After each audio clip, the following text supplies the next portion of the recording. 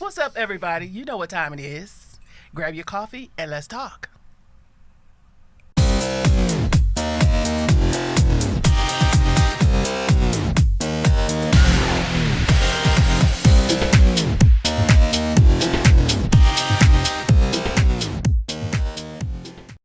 What's up, everybody? This is your girl, MiZZ Entertainment, your president of the Real Ass People Society, and welcome to Coffee Talk, where we have bold conversations on topics that matter, serving you up one hot coffee at a time. And you know I'm not in the place alone. Let me introduce my co-host, Mr. Sam. Howdy. What's going on, party people?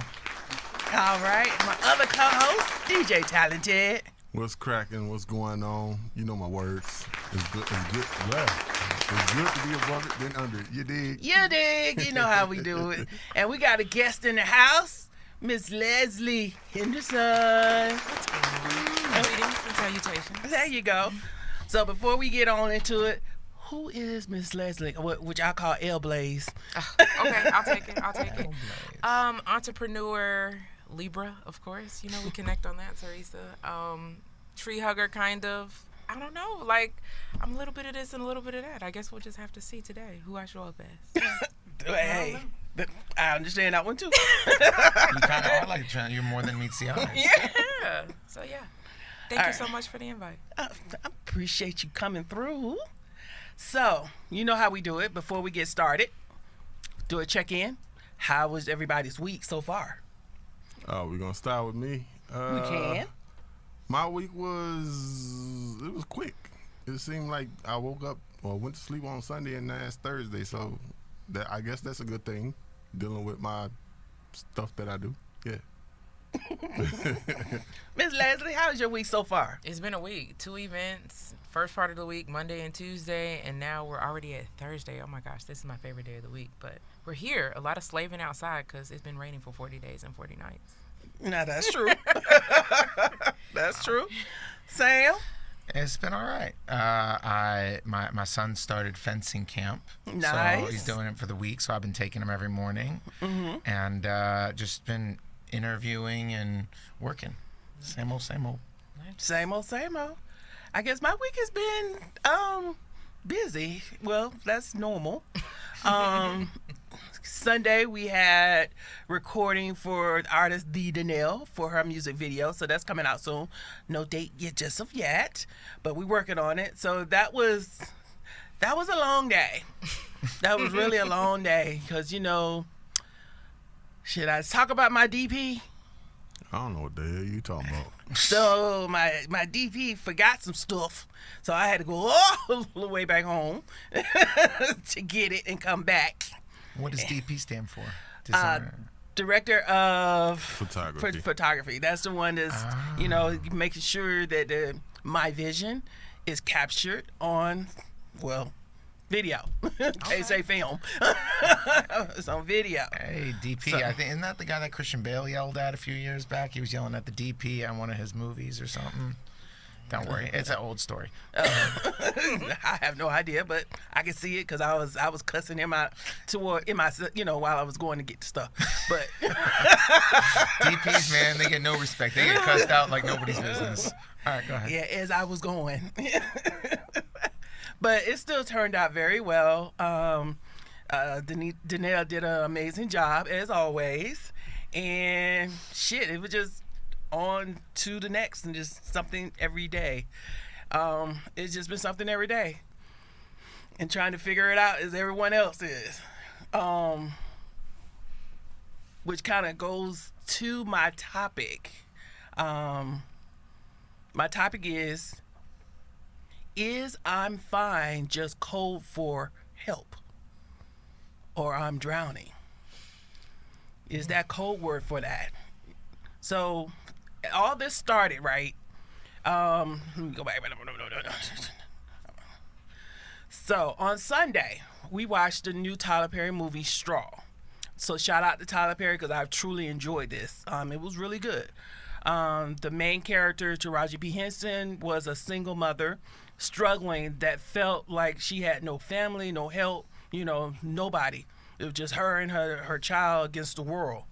then her daughter, she was sickly, and then all, her world just turned against her when her daughter died.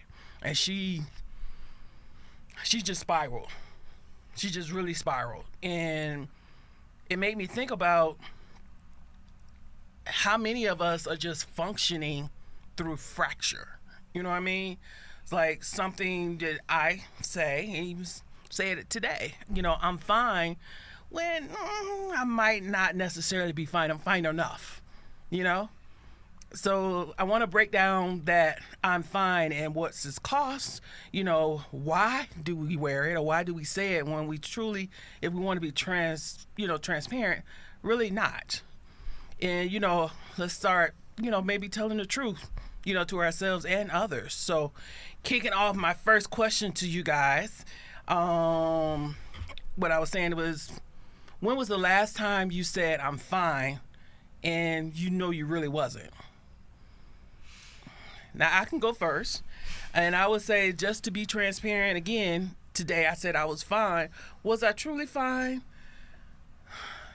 I was fine enough. I put it like that. And the reason why I say it, because I don't want my husband to worry, because he already has enough on his shoulders. So I feel like I'm not necessarily lying, but I'm not necessarily telling the truth. And is there such thing? Because is it black or white? Either you're lying or you're not. It's your truth doesn't have to be your truth is your truth. Mm-hmm. It doesn't have to be someone else's truth. Like, you telling someone that you're fine isn't you lying. It's that this person, I don't want them to know where I am, so I'm not going to go deeper with this person. But if it's someone you're comfortable with, you could say, hey, I'm not so fine, and then talk it through with them, and that's a level of trust. No, that I would say it's trust, but sometimes is maybe I don't want to address it. Because I do trust him with everything, because he knows everything. But at that moment, to make sure I stay fine enough, I'm not ready to address it, because that would put me into another whole state. You see what I'm saying? So to me, wouldn't it be considered a lie? That's the question. So I think it would be considered a lie if she's saying, hey, I'm fine, and I'm really not fine. The truth is, I'm not fine, but I don't need to address this right now. That's the truth. That's the truth. That is the truth. That's the truth. I get that. So to me, I think when it just depends on who it is, really. I think who asks me how I'm doing. I might say I'm doing okay. I might say, hey, I've had better days. I might kind of explain my days. I don't know if I would necessarily say I'm not doing okay. Why? If you're not doing okay? I think that is reserved for intimate friends for me, because even with your intimate friends, would you say I'm fine or I'm not fine? Depends what situation they're in. I think it's the friend. I really think it's the friend. I think I have a handful of friends that I can probably be very transparent with, and they would show up. I think it's a little bit more challenging for me, because I think everybody looks at me as a person that's very strong, a person that is always on we the got go, a question about that. a person that is, always giving and filling into other cups. So the way that I've learned to navigate the space of sometimes I'm not fine, because I do deal with different bouts of depression and stuff, is I try to take a step back and not over-consume myself on a consistent basis. So if I need to take a step back, I just need to take a step back, and that's it. So I don't get in a place where I have to say I'm not doing okay. So I try to forecast in a way, and I know it probably sounds horrible because it doesn't always happen that way, but I try to forecast, like, hey, I'm doing a lot of things. This summer we have a calendar of things to do. We have a full list, and I have to show up and be present. So now I have to make sure I pencil in, marker in, whatever in to my schedule for me time, so I can be okay. Okay. DJ Talented. I don't like when I ask is things all right, and you give me yeah, I'm good, or I'm fine. When I know you're not, because I can look on your face or at your face and tell when there's something wrong. But I just let you deal with it for the time being, and once you're ready to talk, you'll talk. So I try not to put so much pressure on you as to make you talk, because if I make you talk, then it's not going to come out right. That's true. Yeah, so, That's very true. It can go one or two ways. As a man, it's important to know that. But like I said, I try not to, because he worries whether he try and tell me or not, which he mostly don't. It's come out in other ways. He worries about me. And when I know I'm going to be fine, you just got to give me a moment to be fine. How do you know that? Because I know me now for some years. We can bleep that part. I know me, and we went through a lot of stuff where I know it. Sometimes I just need a moment of me counseling myself to get me back to where I need to be. Now, as I've gotten older, I do take medication to make sure I kind of stay upbeat. But I guess the thing here, it was my fault. I ran out of medication. I didn't re-up it until I was out. And then so I missed a couple of days. So now that I guess that things are trying to creep back in. So I was like, ugh, again, but I know I will be fine. You just give me a moment. But at the moment, I'm not ready to talk about it. Are you ready to talk about how people in your village can support you then, if you're not ready to talk about it? I guess they can support by listening and know that I'm only venting, but I always got a plan. I'm always in fix-it mode because I think, Sam, I was talking to you. It's like, I ain't got no choice. Yeah, I have no choice but to get it together. You said that, and I didn't agree with that. Mm-hmm. Because I sometimes call you. She's in my village. So if I'm going through a moment, like I was going through a moment this morning, and so I tell Teresa usually what's going on, MiZZ Entertainment, but she entertains. But I don't tell everybody that. I don't. There are about a handful of people that I will open up to because, I'm going through a lot of different stuff, like a divorce, like going through a career change. I got, being a single dad, all this stuff. And I think that I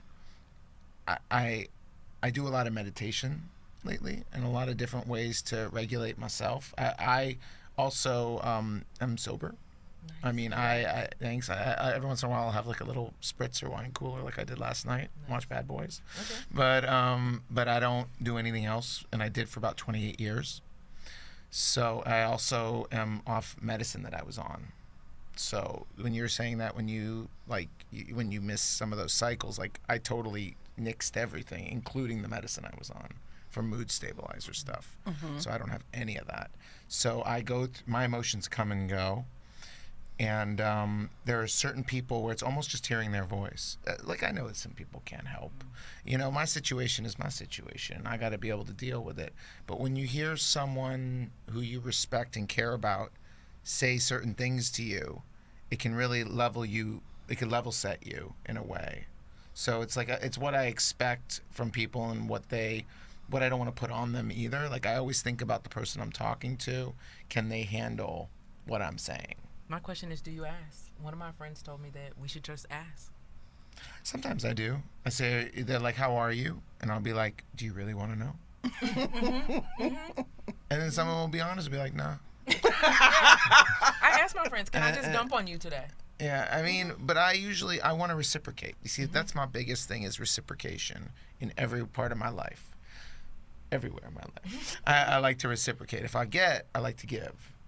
And so it's like if I know that I'm dumping on someone, I want to be available for them to dump on me too, because it's not fair for me to always go to the well and not replenish it. So I'm very much like that. But that's why I ask MiZZ Entertainment how she's doing, and sometimes she tells me, sometimes she doesn't. But I know that when someone's ready to tell you, they'll tell you. Now, the one thing MiZZ Entertainment never does is call me and tell me something. It's usually I call her and then I ask how she's doing, because I am honestly curious, even though I overtalk. Well, I would say I don't call most people. Like I said, Lesley probably the only person outside of my husband and my nephew now, even not with my nephew, because sometimes I don't see him every day, that I talk to every day, because she makes me talk every day. I don't take it. I don't take it personally. I just notice it's an observation. Like she makes me talk every day. Not on weekends. I'm silent. I'm typically silent on weekends. Sam. You know, I mean, my thing is I got friends that, like, I got a friend out in Louisiana that I talk to a lot, my friend Brad. He's a really nice guy. I went to college with him, and he don't always know what to say. He goes through his own bouts of depression. But just hearing him, and we commiserate together. I don't know why. And maybe misery enjoys company. I mean, he's not the most upbeat guy, but I know him and I get him, and his heart is always in the right place. So no matter what he says, it makes me feel better. And that's a certain thing. Like, I mean, like, my siblings don't talk to me no more. Like, I'm the youngest of 5, and 3 of them don't talk to me. And one of them's currently not talking to me now because I have her, it's a long story. I have her Wii U that my son's using, and she's upset at me for letting him use it, not giving it back to her. She's 49 years old. My son's 9. So, yeah, so there's moments like that. But when you feel like you don't have family, like in that Taraji P. Henson The Straw, and when you feel like it's just really you and your child at this moment, it's nice to hear other people and what they've been through and know that it will be okay. And it's hard to see outside the other end of the tunnel when you're in the middle of it. But there is an end to the tunnel. Seasons do end. I'm going to go back to something we was talking about where you disagree, where I say I have no choice. And, you know, it's like, I don't know, maybe it's, you know, how you say it's just you didn't grow up like that, and maybe that's how I grew up. It's like being a black woman here in the South, you have no choice but to make sure that you're on point all the time, because nobody's going to give you shit. And I guess maybe that's the added pressure or conditioning of you are normally the backbone of the family. Of everything. Of everything. It's true. It's true. But I think when I'm saying you don't have a choice, when you're saying you don't have a choice, you could choose not to be that and things will crumble. It's okay. I'm just saying you can choose not to do that. And yes, things would crumble, but that is a choice. You're choosing to be strong.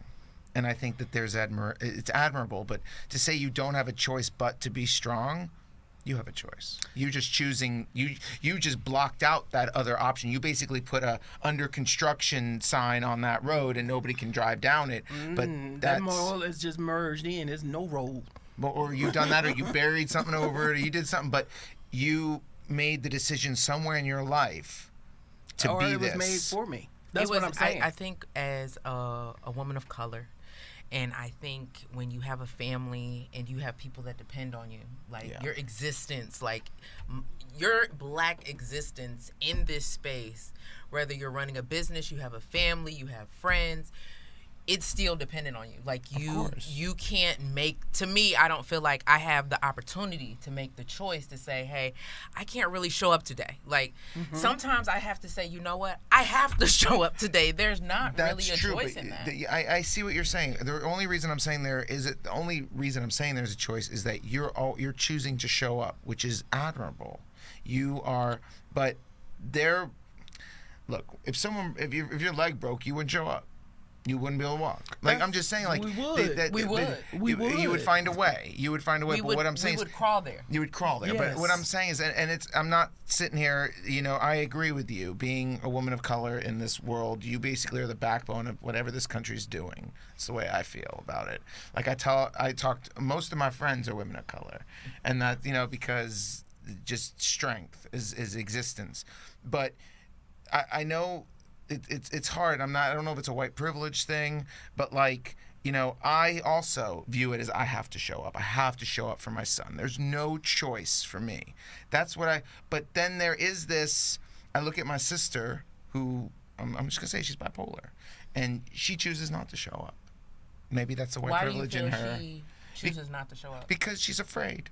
And Like, she in just what way she's she's just not showing afraid. She doesn't show up for, like, I mean, in this example of being magnanimous about, because she's mentally not there, and she's kind of like a child. She has like Arrested Development, so she still perceives herself like this 15-year-old child. So, you know, showing up as an adult is different than showing up as a child, expecting things to be given to you, versus showing up as an adult going, oh, let's think about the greater good of everybody around us. And that's the difference between being a child and an adult. And an adult, you always have to show, I have to be there for my son. No matter what's happened in my life, I cannot hurt him, leave him, do anything adverse to him. I need to show him an example of what a man is. That is my job. There is no vacation from that. That is a 24/7. Whenever that little kid needs me, I'm there. And that, to me, is, yes, I have no choice. But there are people that are in my position that have not shown up. They chose the other way. So while I say there's no choice for me, I'm actually choosing to show up because I could not show up. And there are plenty of people that don't show up. Even though they really should, they don't. And that's fine for them. I'm talking about for me. Yes. For me, and I hear what you're saying, there's always a choice. Technically. All right, let's just add the word technically. Everything I'm saying is technically.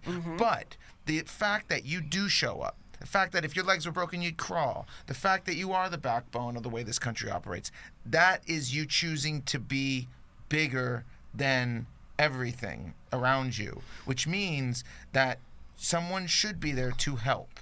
Someone should be there to support. And that's kind of the way, and that's where the reciprocation comes in. I believe that, you know, single women of color should always have help in a lot of ways because they are running 10 jobs at once. I don't know one black woman that's just sitting there on her ass. I don't know that woman.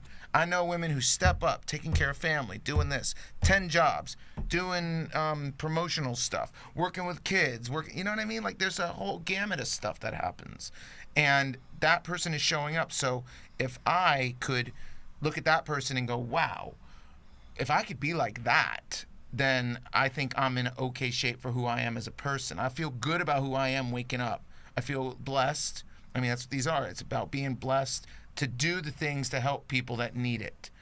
That's where I am. So does it go back to the question, though, of is it pressure or conditioning? So back to your statement, if our leg was broke, I had broke my foot and was expected to still come to work, do everything. I'm at the doggone doctor's office while they trying to wrap my foot up, and my manager, hey, I need you to jump on this call.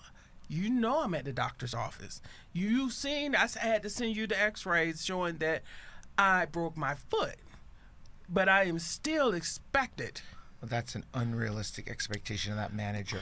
I think it's conditioning. It's definitely conditioning. I think, like, because I feel like my parents always showed up. The example was set for me that you just show up. You show up for your friends. You show up for your family. Like, right. That and is kind of like for that job. The black, that's the black dynamics. Yeah. You show up for your job. Like, I was in school and I had perfect attendance. Like, you show up. You have to go. You have to show up. There's not any ifs, ands, or buts about it.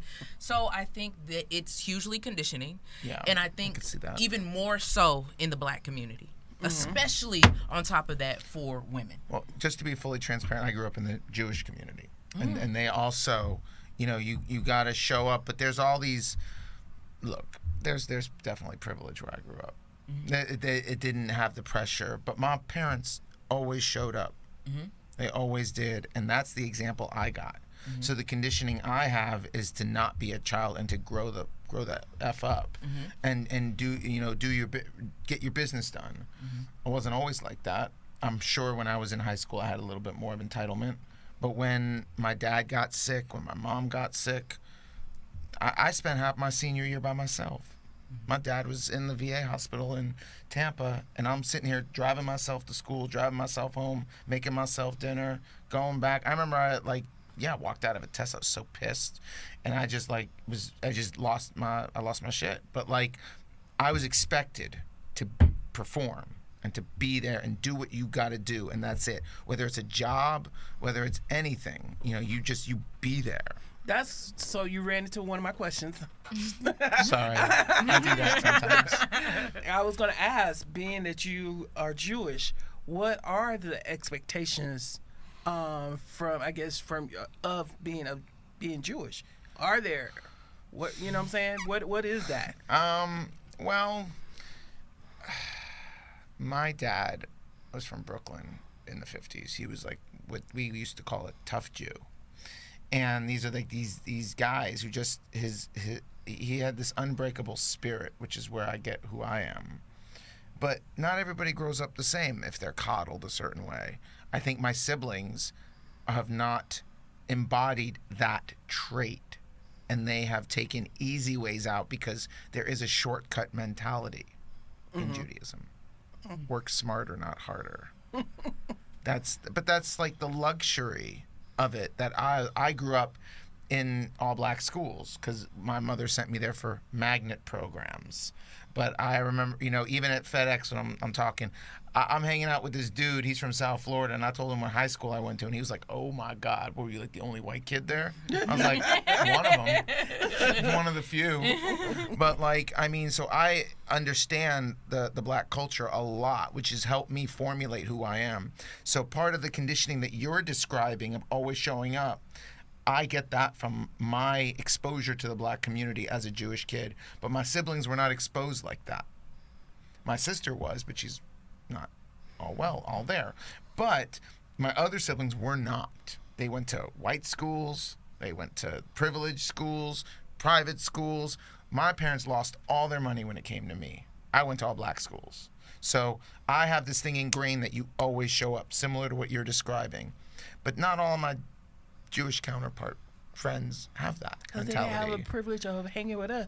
DJ Talented, what are your thoughts as a black male and talking about the black woman experience from your perspective and from the black male perspective? That's a lot of questions. All right, so all 19 of those questions. But the first thing, being a black male, it's from where I come from, it's been a struggle. A little bit about my upbringing.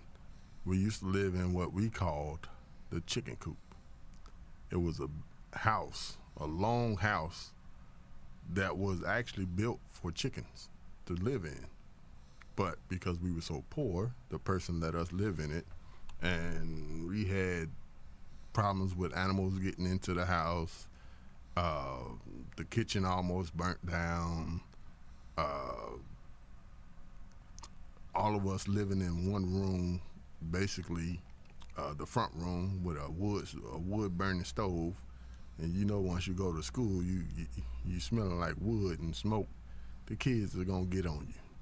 So, with that being said, it's been a struggle for me, being a black man, and about women, black women. At least my woman, she is one of the hardest working people that I know. This lady don't sleep at all, and when she do get some sleep, it's a cat nap.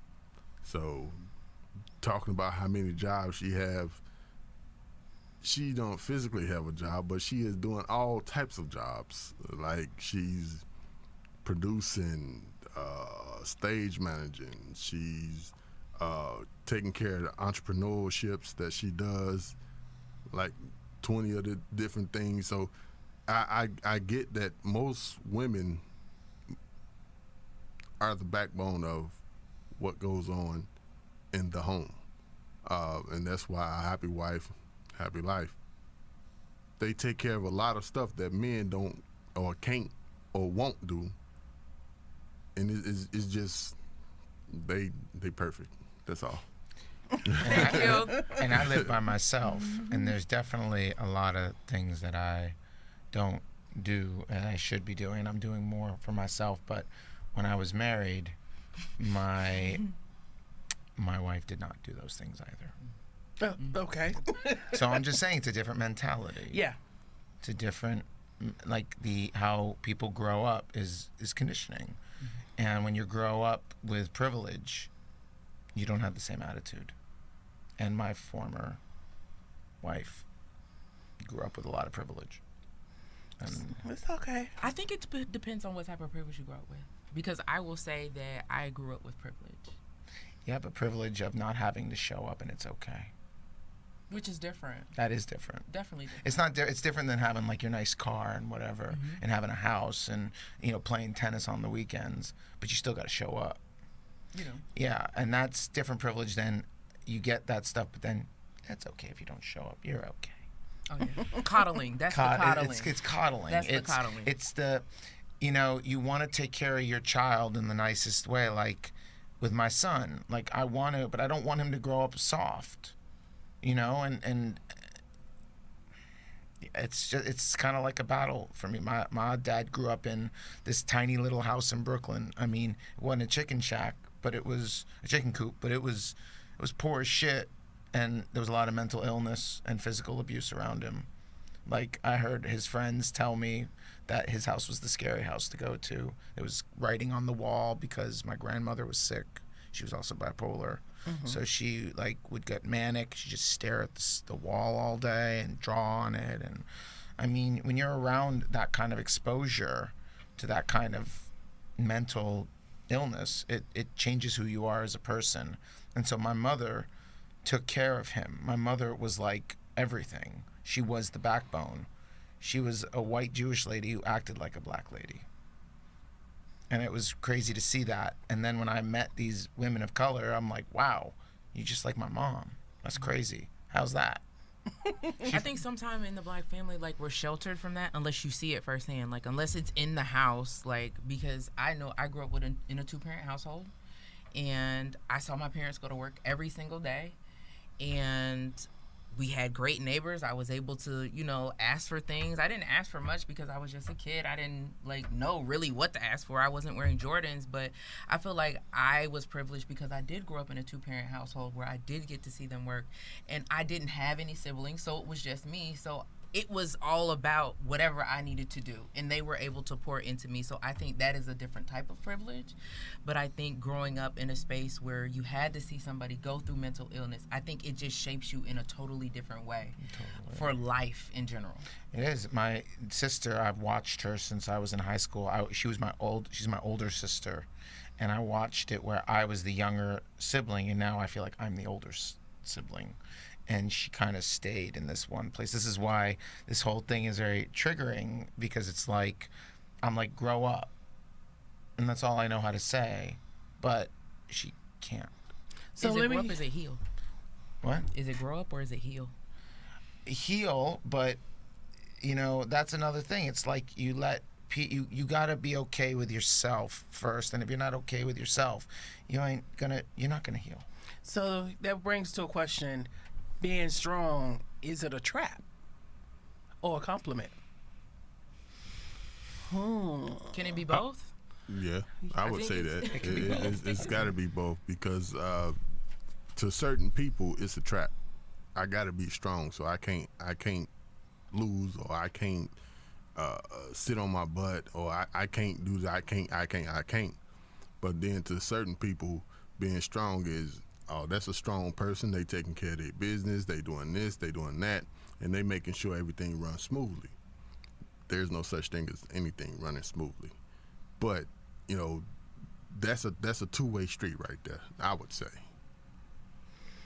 For me, I think it's more of a trap or jail, I guess, because if you always expect it to be that, you always expect it to be that, and then you put that same expectations on yourself. Is it a compliment? For me, no, it's just tomorrow or today. It's just another day. I define strength in different ways. Mm-hmm. When I say someone is strong, that means they know how to take care of themselves. Look, it always comes down to, when you're on the airplane and the plane's going down, the first thing is you put the mask on yourself first before you put it on someone else.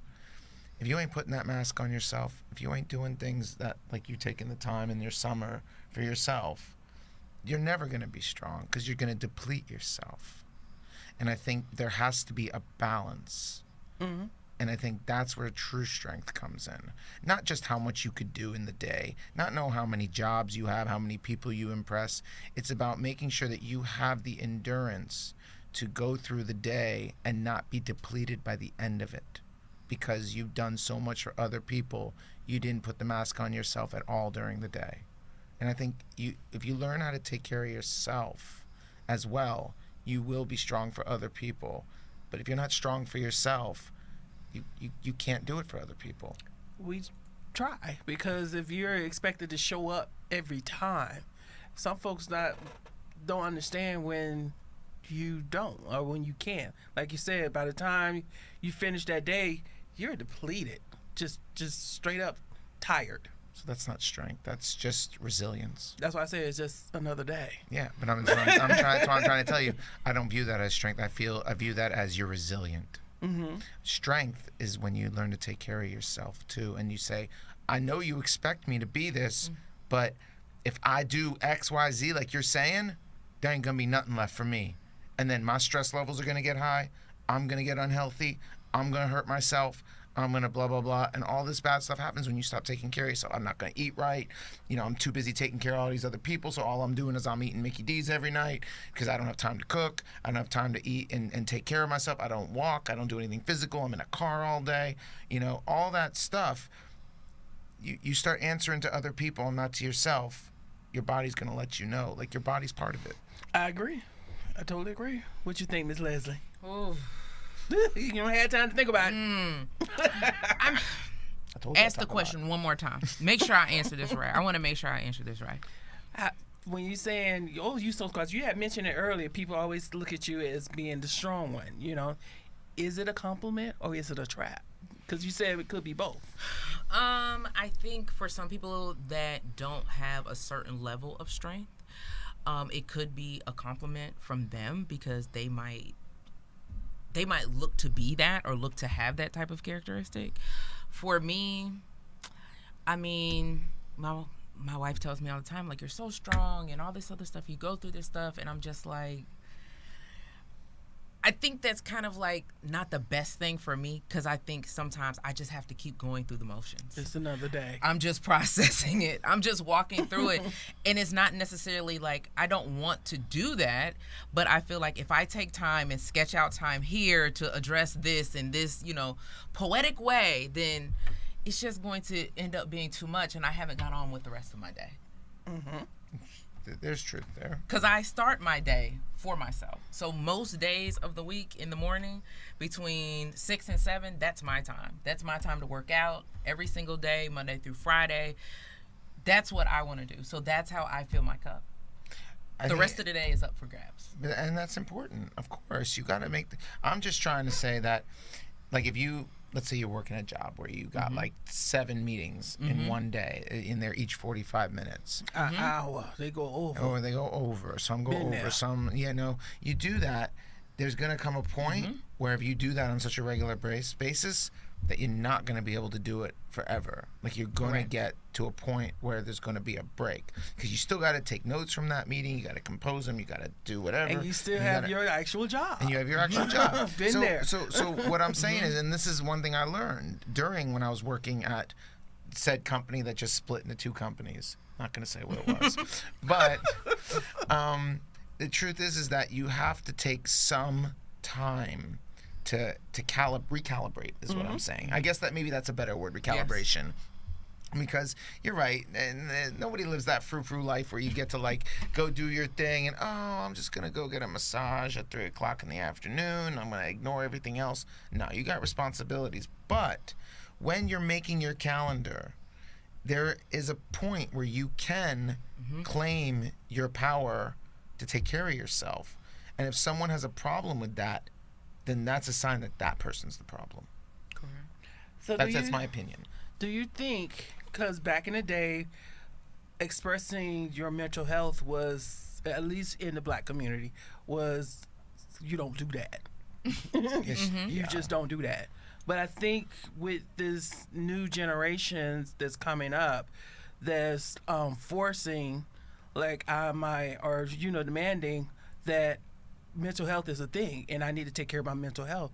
Do you think, in other words, is the culture shifting, or is it still hush hush? And in the Jewish community, is mental health something that is talked about? You want to go first? So I guess I'll go first. I think the people that live the corporate America life, they are like gifts because they have a lot to deal with in a day. I worked for a Jewish company, and all that mental health stuff, like, they never talked about that. They don't want to hear about that. It's about the bottom line for that day. Mm-hmm. So I don't know. I think for me, like, it's just you have to go through the steps, process it. But I also wonder, are the kids now, are they leaning too much into it? Is it overkill at some point to where we're like, okay, well, we went through all of this, and yeah, we might have had some mental health things, but at what point, what's the balancing act between this? Is what I ask myself, because I think back to my corporate America days, and I probably had some good balance and boundaries, but I wonder if I ever had to go back to corporate America, what that would look like. Yeah, I think I've worked for a Jewish nonprofit, and there's a lot of it about the bottom line, but there's also a lot about mental health is important. I think people are much more cognizant, especially after COVID, seeing how it affected society as a whole. People were just not, they were living in their rooms and they weren't coming out. And I think that it's important to acknowledge it. Do kids lean into it a little too much? I mean, I think this generation is real sensitive. I show jokes to my son and he looks at me like I'm nuts. Like, that shit's funny. I can see that. like, oh my God, that kid, that's funny as shit. And they'll be like, nah, it ain't funny. I'm like, and then they crash out. Like, it's an easy crash out, and I'm just like, but I'm just saying, like, but Sam jokes don't be funny though. hey, they're not. No. What? I mean, looking like It's dry humor. Some of it is. Some of it's. But man, you can't be generalizing it like that. Man, it hurts my soul. But I'm just saying, like, like some of the like Simpsons stuff that I laughed my ass off at. If I show it to my son Hudson, he'll be like, "That ain't funny." I'm like, dude, that made me roll around for hours. But I mean, I'm just saying, like, humor is very different now. But I think sometimes the mental illness and the mental health. See, there's mental illness, there's mental health. A lot of it has to do with, my dad, once again, going back to him, he was bipolar. And my mom, thank God for her, because she took care of him a lot. But, this man didn't take care of himself. And I watched him break down. I watched him lose parts of his lung. I watched him lose his teeth. I watched him go on dialysis. And then I watched him die. And that is a big fear of mine, of that happening to me, because I could see myself getting worked up about my own stress. It's about how you control your stress. I watched my mom do the same thing. Her body broke down. She had a hip replacement. At the end of it, she couldn't walk. And then I watched her die. This is all because of not taking care of yourself and putting everybody else's needs above your own mental health. And your own health, because it does come out. It doesn't just stay there. This is true. It comes out in high blood pressure, sugar, comes out in different ways of coping. People drink a lot. What was I doing? I was self-medicating because I was avoiding the inevitable. So it's like, if I can have some mental strength and show my son that you don't need an outside substance to cover yourself in this day and age, I think I'm winning. But you just can't run yourself ragged and expect to live a long life to see your kids grow. So what would you say to close out this segment for what do you do to control your own stress level, and what would you, if you could recommend to others? Lady first. So for me, one of my friends asked me to do a 75-day detox with her. She wanted to do this 75 hard thing. I'm like, girl, I really don't want to do that. But I'll just entertain you, whatever. So her thing was she was going to wake up early because she was a late sleeper. And I said, you know what? I'm going to meditate every day for 11 minutes. I'm going to just turn my alarm on and I'll do it. Well, here I am 2 years later, still doing my 11 minutes, no matter if I'm on vacation or if I'm at home, it's super busy, whatever. I have to do my meditation within the day. So why 11 minutes? It was just 11 is such a powerful number. It is. It is? One Oh. 11. That's always been my Make a wish. Yes. 11. Oh, okay. I love 11. Okay. Yes. So I agree with the meditation. I'll piggyback off of that, actually. So I've been listening to a lot of videos, and I was going through the Bishop Bronner phase where I was listening to all his pastoral amazingness, but I wanted something that I also felt that I could grab onto a little more. And so I've been reading this guy, I don't know if he's a real doctor, his name is Joe Dispenza, and he does a lot of like guided meditations. And so I've been listening, and some of them sound real cheesy as hell. Like you listen to them, they're like, you know, sounds, music, and him just, his voice is changing in the middle of it. But it does calm me down. I mean, it makes me cry sometimes, but then I let it out, and then it's there. You know, men do cry. If they say I never cry, they're full of shit. Because people do. It's a release. It's a physical body release. And once it's done, you move on. Now, if you sit here and you let it go on for days and days and days, that's like depression. You probably should take some medicine and go talk to somebody about that. But like, it's okay to feel that way. And when I listen to some of these guided meditations, you know, similar to what you're saying, I'll wake up in the morning. One of the things I've changed in my behavior is I used to always pick up my phone and look at what's going on. I don't do that now. I do it maybe an hour after I've woken up or 40 minutes after I've woken up. I will go pick up my phone and I will go to one of these meditations. I'll put my headphones on and I'll just listen to it. And it will calm me down to a point. And I think that is about getting your heart at a certain rate, which is what the meditation probably does for you too.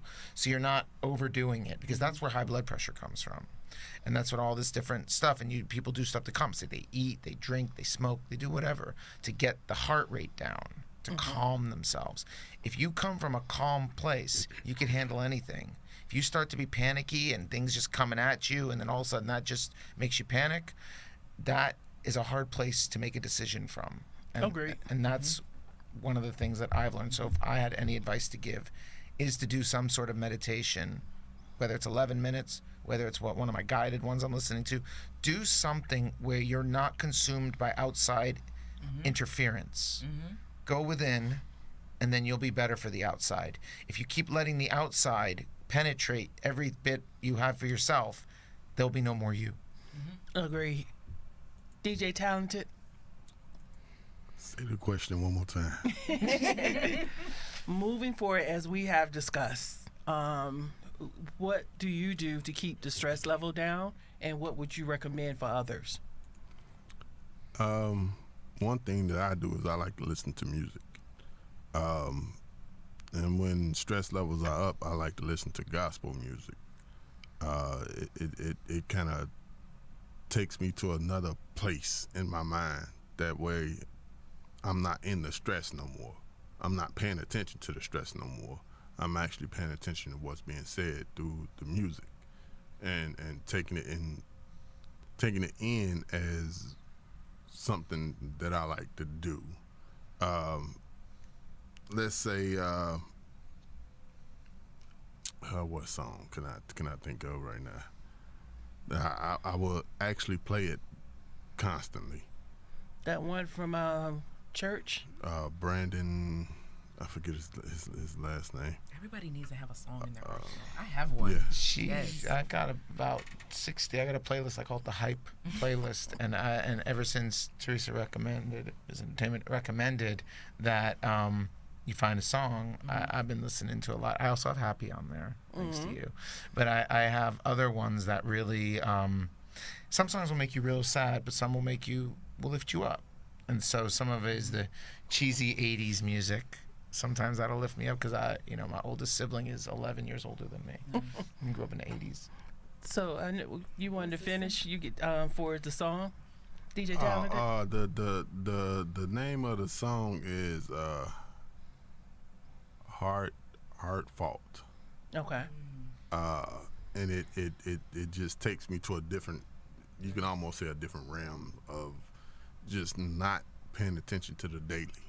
It's stressless for me. Nice. Okay. Yeah. What would you recommend for others? What would I recommend for others? Meditation is always good. Also, when I'm getting into bed to go to sleep, I listen to like the ocean sounds. Mm-hmm.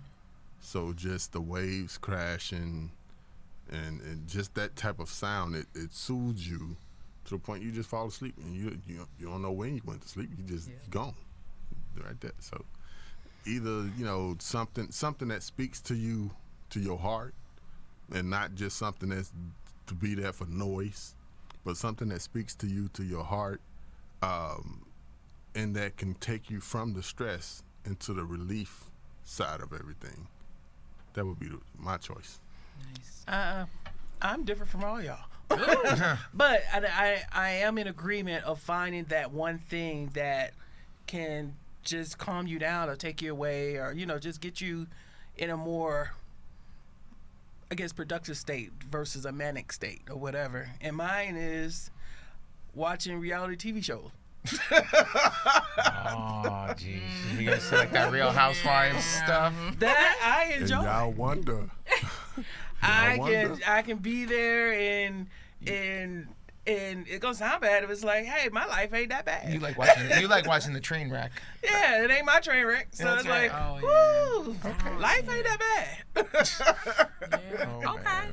But To each their again, own. that's what relaxes me. So just to round that off is find something that you need to relax. And I would say when I'm having a hard day, I mean truly a hard day, my song is the one that Shinhwa Hawk did, Happy. They rearranged it and they made it more of a jazz rendition of Happy, and I absolutely just love that. And they got a clip on, from the because that was he sings a lot for North Point. But yeah, they did a rendition of that, and it was just amazing. It's funny with that story is because when we used to volunteer up at North Point, which is in Alpharetta, which is good, 40 minutes? 45. I know, I drove from there today. But we did that on the Sunday, which that means we had to be out of the house by 5. Because, the one thing about that ministry is they take their production very seriously. So when they actually did this, I was over there asleep because my report time is not until 7. His is at 6. So, but we were right together. So I'm over there taking my nap before it's time for me to go start, working. They started singing that song. I woke up immediately. Ooh, what's going on? And then when they went on to something else, I went back to sleep. But then when they went through and started doing the rehearsal, woke back up again. I was like, man, this is one of the, to me, best songs. And I used to, when I was at a previous job, a couple of jobs before, and I've said this is that particular job, I was only there for a little less than 2 years, but it was the most challenging job that I've ever had in my life, including the military. And I had to, for my calmness, I take my break or go my lunch and go outside and walk around the parking lot listening to that song, just to keep the stress levels down. It kept it down. Now, did it keep it down long enough? No, because the body started reacting to that, meaning I started getting sick. My doggone ankles, I was swelling up, puffed up like little Michigan. But God knew that, and He released me from that job. So that was the best thing ever because they were trying to kill me. But then again, I'm in control of my own life, so I was allowing it to happen. Anyway, we're going to move on to my new segment, Catch These Hands or Understand. Okay. So here's the scenario. So I'm at an event with my husband. We chilling. We looking good. You know, we got a whole vibe going on, right? I run into a coworker of mine. She says hi to me, and I'm getting ready to introduce her to my husband. And she jumps in and says, "Oh, I remember him. He had dreadlocks the last time you introduced me to him." I replied, "I've never introduced you to him. So that means you've never seen him with dreads." And she tries to double down on recalling the event that I introduced her to him 5 years ago. And I'm like, bitch, I never talked to you. I never did this. You know, like, wait a minute. So my question is my coworker trying to be messy and plant seeds of doubt in my husband's head? Or is she genuinely mistaken? What would you do?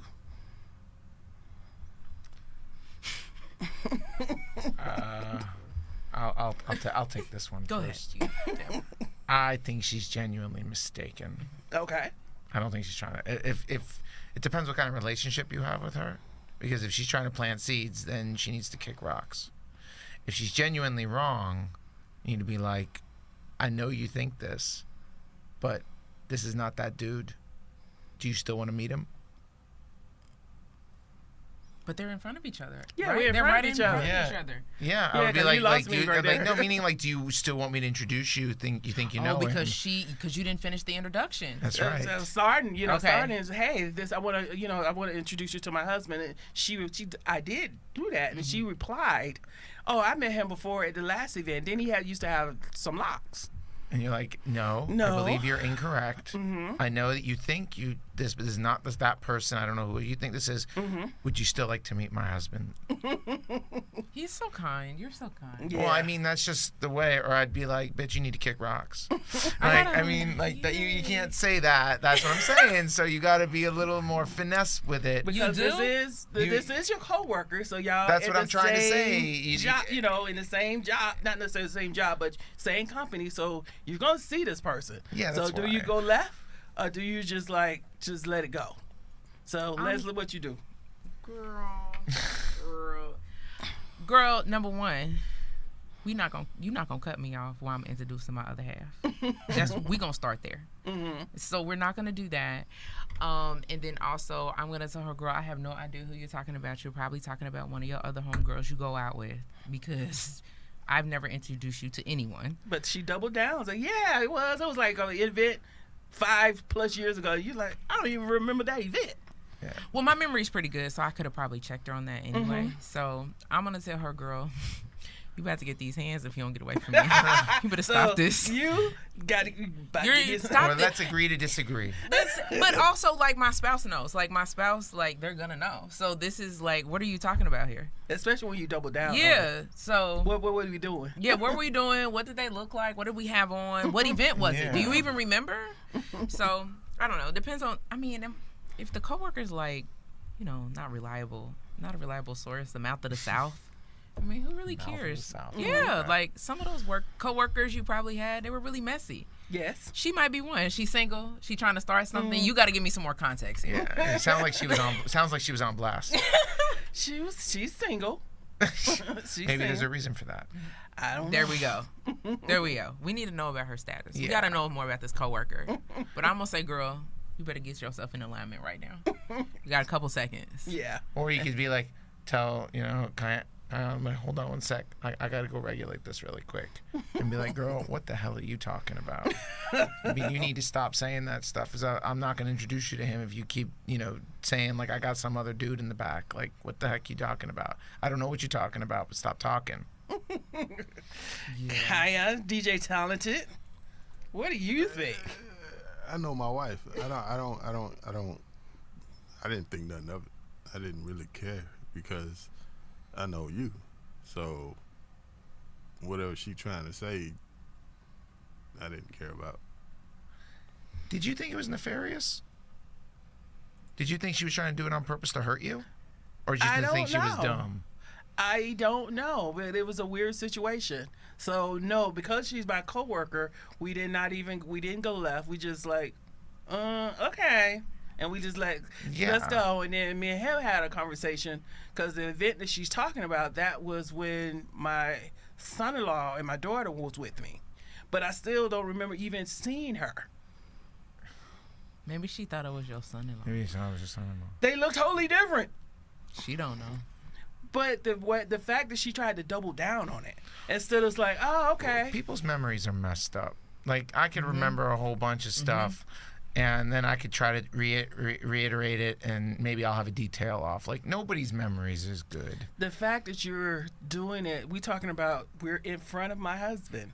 That's wrong. And you trying to double down on it. Well, and I'm like, what are we doing here? Because well, I'm looking at her like, what are we doing? She's single and she ain't got no tag. Yeah, Yes. she ain't got no tact. That That's is what very it is. true. That's the real thing here. Is this woman ain't got no tact? You know, I got my uncle who said when he traveled with me in Japan, and he's like arguing with me about signs. I lived in Japan for a few years. I speak Japanese, and so he's looking at me and arguing with me, and he goes, "No, we got to go that way." And I said, "Motherfucker, can you read the sign? Because I can." And he goes, "Okay." And finally, because I'm like, I can read that, you can't. So you did the same. Your answer was pretty much the same. You gave him 2.5 seconds to get his act together. Yes, but if it's a coworker, this was my uncle, and I don't like him. This was my coworker. This is my coworker that I know that I have to keep some sort of peace in there, or else things can get ornery at work, and I don't want to bring that kind of drama to my workplace. There you go. So we understood, but in my heart, You ready to regulate? She need to catch them hands, because you don't do that. You don't do that. All right, y'all. We're getting ready to go ahead on and end this thing. Final thoughts about just being I'm fine when you're not, or whatever the case may be. What is your final thought? We'll start with you, Sam. My final thought is if you're not fine, you should definitely have a way to express it to someone you trust. Gotcha. Yeah. Ms. Lesley. Everybody's at a pivot in their life at some point in time. So I just think providing people with grace and kindness and an extra check is always good, because you never know when you might need that in return. Mm-hmm. DJ Talented. Basically what they're saying, you know, sometimes you find, sometimes you're not. You need somebody to talk to, or some music to listen to, something to get your mind from the stress and to release. So, yeah. Okay. So my final thought is I just want to remind everyone your pain is valid and your healing is yours. You don't owe the world perfection. You owe yourself peace. And just want to remind you that you're not alone and you're not weak for feeling. And this talking to me. And, you know, you're not broken because you need to break. You know what I'm saying? All right. Inspirational quote is, strength is not how long you carry the weight. It's knowing when it's time to set it down. Let me try that again. Strength is not how long you carry the weight. It's knowing when it's time to set it down.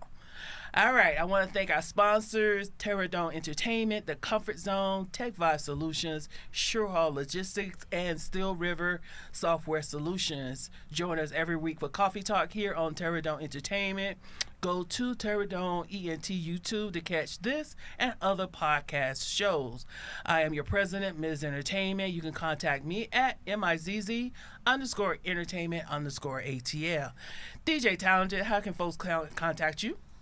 DJ Talented _1 on Instagram.